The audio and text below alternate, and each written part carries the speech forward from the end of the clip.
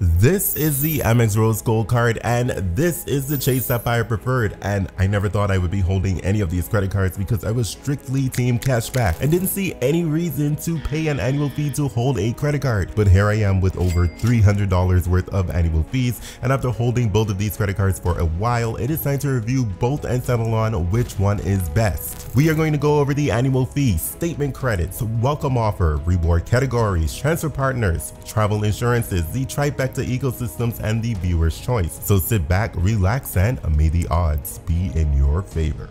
Let's get down and dirty and talk about the sore topic of travel credit cards, and that is none other than the annual fee. I don't care how many statement credits are available for a credit card, you have to make sure that you can actually afford to pay that annual fee, because those statement credits are not going to make that annual fee actually disappear. Anyway, right out of the gate, the annual fee for the Chase Sapphire Preferred is $95 per year, and I also want to mention that sometimes you can get that annual fee waived for the first year if you apply in branch. And I said sometimes, so your mileage may vary with that one. Switching gears, the Amex Gold card comes with a whopping $250 annual fee. I can admit that that's pretty expensive for a mid-tier travel credit card, and I honestly can't ever recall seeing that annual fee being waived for the first year, at least not while I've been following this card. So for this category, I'm just going to rate it based on barrier to entry, so to speak. So I'm going to give the win to the Sapphire Preferred because of that low annual fee, which makes this credit card less work to justify, and finding an extra $100 in your budget is easier than finding an extra $250. Plus, with the potential of the annual fee being waived,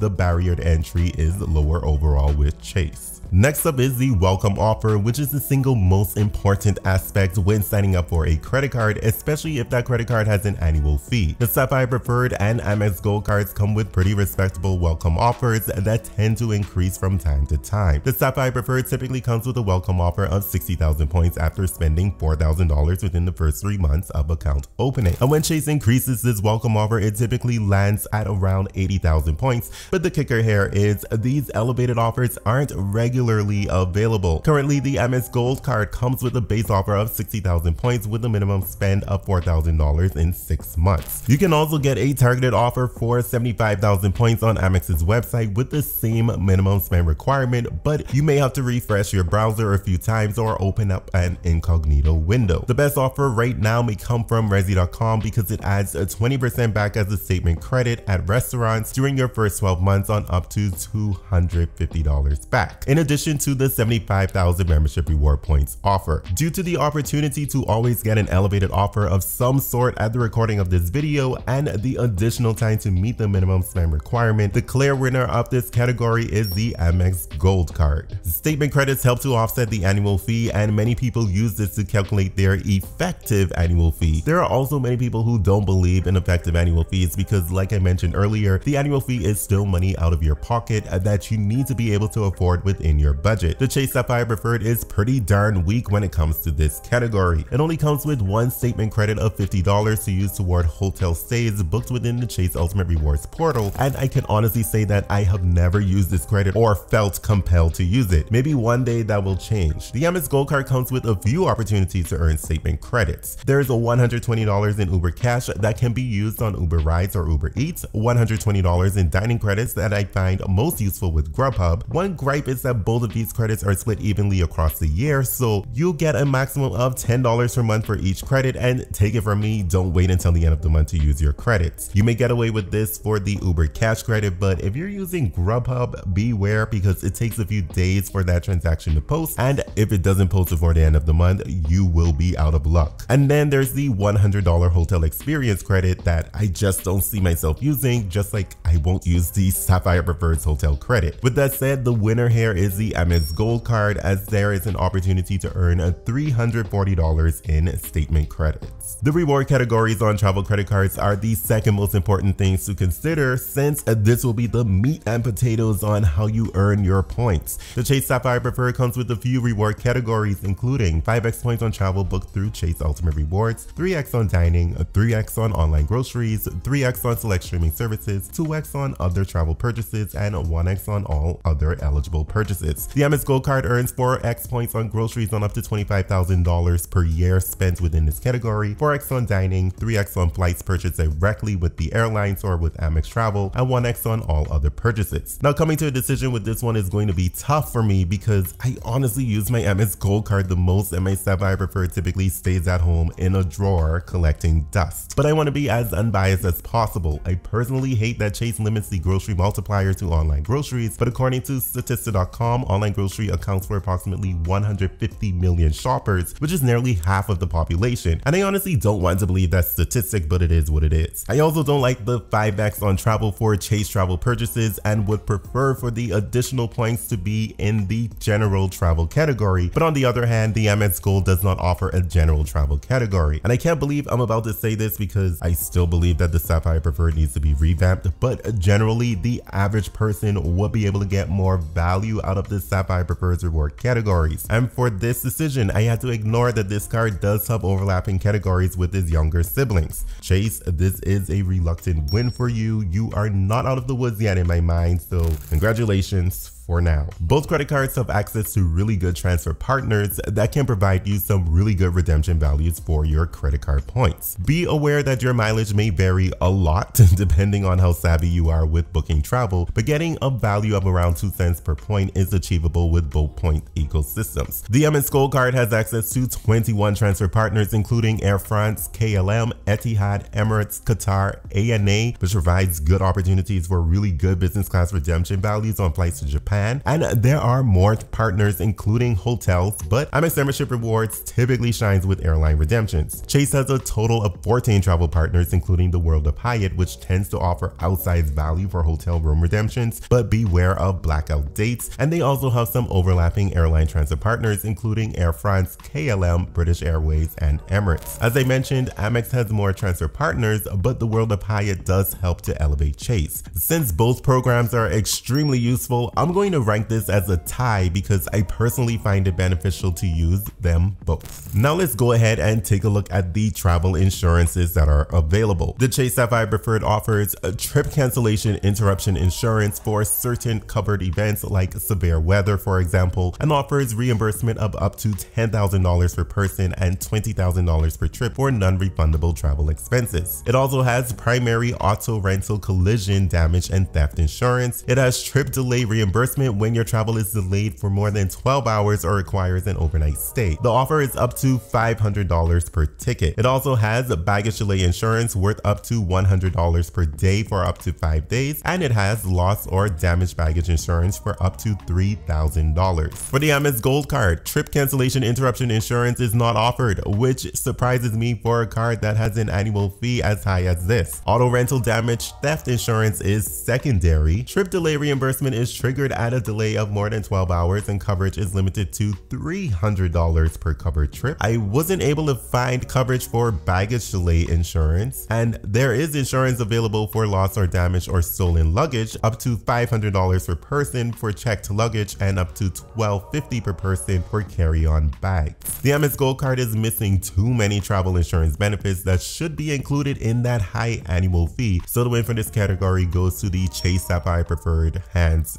down.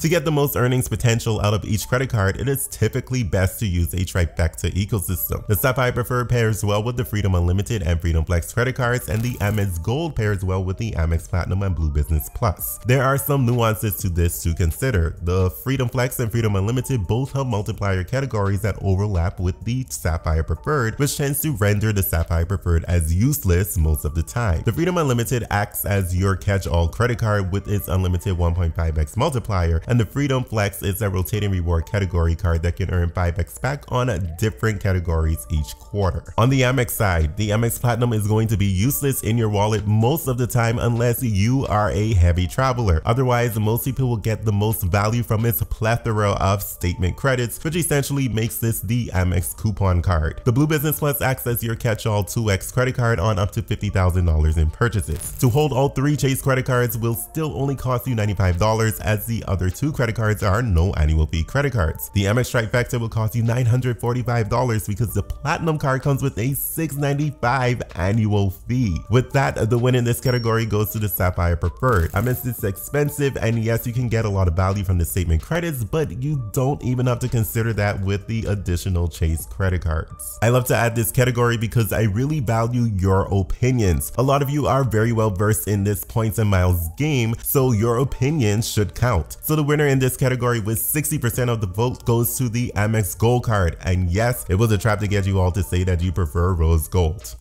So when we tally up all points earned, the Sapphire Preferred surprisingly defeats the Amex Gold card. And once again, I use the Amex Gold card the most out of the two, so my biased opinion would have selected the Amex Gold card all day, every day. But I think it's fair to say that for the general population who may use online grocery pickup and take advantage of the travel portals, the Sapphire Preferred does end up edging out the Amex Gold card. Both credit cards are great, and I'd recommend adding either to your wallet. Now, before you run to apply for the Chase Sapphire Preferred, be sure to watch this video next on 5 things you should never do with the Sapphire Preferred. As always, thanks for watching to the end, so come on over and get your high five.